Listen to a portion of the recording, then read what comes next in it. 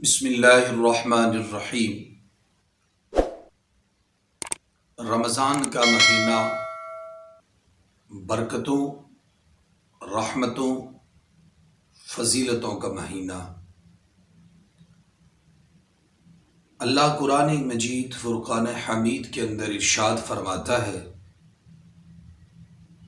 یا ایھا الذین آمنوا کتب علیکم الصیام کما کتب علی الذین من قبلکم لعلکم تتقون۔ اس ساری آیت کا مفہوم یہ ہے کہ یہ ماہ مبارک، ماہ صیام، اللہ تعالی جل شانہ نے میرے محبوب کریم صلی اللہ علیہ وسلم کی امت کو اس لیے عطا فرمایا لعلکم تتقون، تاکہ یہ تقوی والے ہو جائیں، پرہیزگار ہو جائیں۔ وعلی اللہ فلیتوکل المؤمنون، اور مومن وہ ہے جو اللہ پر کامل یقین رکھے، اس کے پاس اللہ تعالیٰ کی ذات پر کامل یقین اور تقوی کی دولت ہو تو پھر بندہ مومن بنتا ہے۔ رمضان المبارک میں جہاں بہت ساری نیکیاں عروج پر ہوتی ہیں، وہاں ہمیں اس بات کو ہرگز بھلانا نہیں چاہیے کہ جہاں باقی نیکیوں کا اجر و ثواب زیادہ ہے، وہاں صدقہ اور خیرات کا اجر و ثواب بھی 70 گنا اللہ عطا فرماتا ہے۔ بصرہ کی سرزمین ہے، ایک ابو النصر نامی نوجوان جو محنت اور مزدوری کرتا تھا۔ ہوا یہ کہ چند دن اسے مزدوری نہ ملی اور گھر میں فاقے پڑ گئے۔ ایک دن وہ گھر سے نکلا،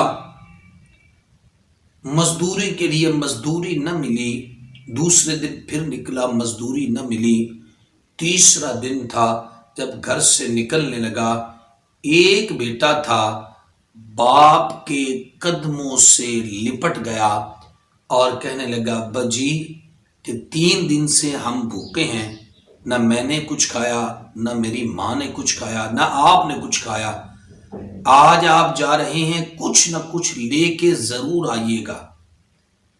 حضرت ابو النصر علیہ رحمہ آپ مزدوری ڈھونڈنے کے لیے گئے تو وہاں حضرت احمد بن مسکین سے ملاقات ہو گئی۔ ان سے ساری بات کی تو انہوں نے کہا کہ بیٹا چل آج دریا پہ چلتے ہیں۔ انہوں نے جال دیا اور انہوں نے جال لگایا تو اس جال میں ایک مچھلی آ گئی۔ حضرت احمد بن مسکین نے کہا بیٹا اسے بازار میں بیچ اور اس سے اپنے بچے اور اپنی بیوی کے لیے کچھ خرید لے کھانے کے لیے۔ حضرت ابو النصر نے وہ مچھلی بازار میں بیچی اور بازار میں بیچنے کے بعد اس سے 2 روٹیاں خریدی، 2 پراٹھے خریدے۔ اتفاق یہ ہوا کہ جب وہ خرید کے گھر لے جا رہے تھے، راستے میں آپ کیا دیکھتے ہیں کہ ایک عورت اور اس کے ساتھ ایک بچہ بیٹھا ہے جس کی عمر حضرت ابو النصر کے بیٹے سانی تھی۔ اس عورت نے حضرت ابو النصر سے سوال کیا کھانے کے متعلق، تو آپ رک گئے اور یہ سوچنے لگے کہ یہ عورت بھوکی ہے، اس کا بچہ بھی بھوکا ہے، اور میری بیوی بھی بھوکی ہے اور میرا بچہ بھی بھوکا ہے۔ تو اس عورت نے کہا کہ ہم نے 3 دن سے کچھ نہیں کھایا۔ آپ فرماتے ہیں کہ اس چیز نے مجھے رکنے پر مجبور کر دیا۔ پھر میں نے سوچا کہ کیوں نہ میں اپنے بیوی بچوں کو کھلاؤں، وہ بھی تو 3 دن سے بھوکے ہیں۔ بڑا مشکل ہوتا ہے بندے کو اللہ کی راہ میں خرچ کرنا اگر دل میں ایمان اور کامل یقین نہ ہو، اور اس سے بھی مشکل ہوتا ہے کہ جب گھر میں خود فاقے ہوں، خود بھوک ہو، خود مفلسی ہو، تو پھر اللہ کی راہ میں خیرات کرنا یہ اور مشکل کام ہے۔ حضرت بایزید فرماتے ہیں کہ مجھے ایک بصرہ کا نوجوان ملا، تو میں نے اس سے پوچھا کہ بصرہ میں زہد کا کیا مقام ہے؟ تو اس نے کہا اے با یزید بسطامی رحمۃ اللہ تعالی علیہ، آپ بتائیں کہ بسطام میں تقضیٰ و زہد کا کیا مقام ہے؟ تو آپ نے کہا زہد کا یہ مقام ہے کہ مل گیا تو کھا لیا، نہ ملا تو شکر کیا، صبر کیا۔ تو اس نے مسکرا کے کہا یہ تو بصرہ کے کتے بھی کرتے ہیں، مل گیا تو کھا لیا، نہ ملا تو صبر کیا۔ فرمایا بصرہ میں زہد کا مقام یہ ہے کہ مل گیا تو خیرات کر دیا، نہ ملا تو اللہ کا شکر ادا کیا۔ تو حضرت ابو نصر فرماتے ہیں کہ پھر میں نے سوچا کہ اپنے بچوں کو کیوں نہ کھلاؤں کہ جو وہ بھی 3 دن سے بھوکے اور پیاسے ہیں۔ تو آپ فرماتے ہیں میں چلنے لگا تو پیچھے اس عورت نے پھر آواز دی اور کہا اے نوجوان، میں بیوہ ہوں اور یہ میرا بیٹا یتیم ہے۔ آپ فرماتے ہیں جب اس نے یہ کہا تو اس کا پلڑا بھاری ہو گیا۔ میں نے کہا میں اپنے بیٹے کے سر پر میرا سایہ اور میری بیوی کے سر پر میرا سایہ ہے، تو یہ تو بیوہ ہے اور یہ بچہ یتیم ہے۔ تو آپ نے وہ دونوں پراٹھے اس بیوہ کو اور اس یتیم بچے کو دے دیا۔ اللہ کی کرنی ایسی ہوئی کہ آپ گھر پہنچے، ابھی دروازے پر تھے کہ ایک شخص دور سے آواز دیتے ہوئے آپ کے قریب آیا اور آپ کو اس نے چند اشرفیاں ایک تھیلی کے اندر تھی وہ پیش کی۔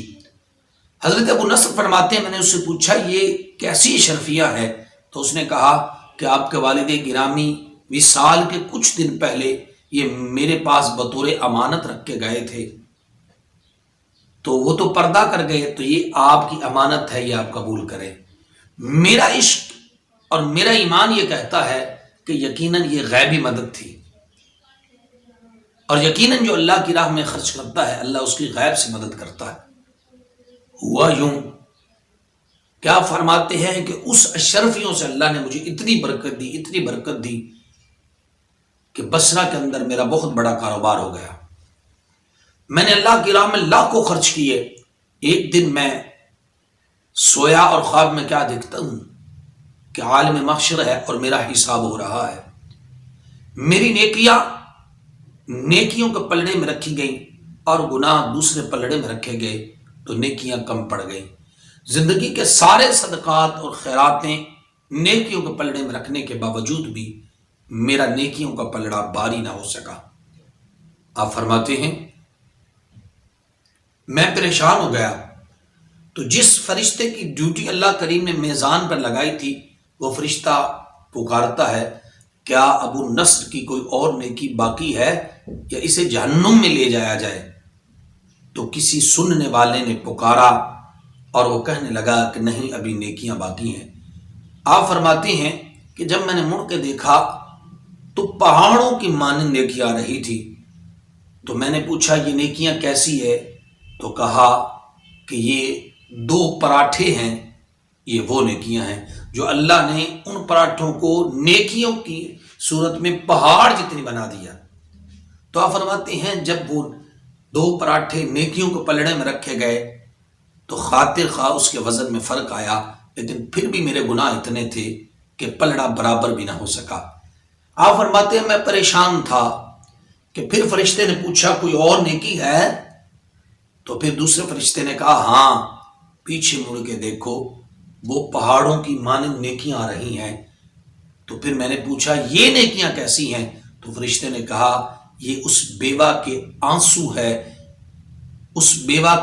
ہے جب تو نے اسے پراٹھا پیش کیا، اپنے بچوں کو بھوکا رکھا اور اسے کھلایا، تو وہ خوشی کی وجہ سے جو آنسو تھے وہ اجر و ثواب ہے آنسوؤں کا۔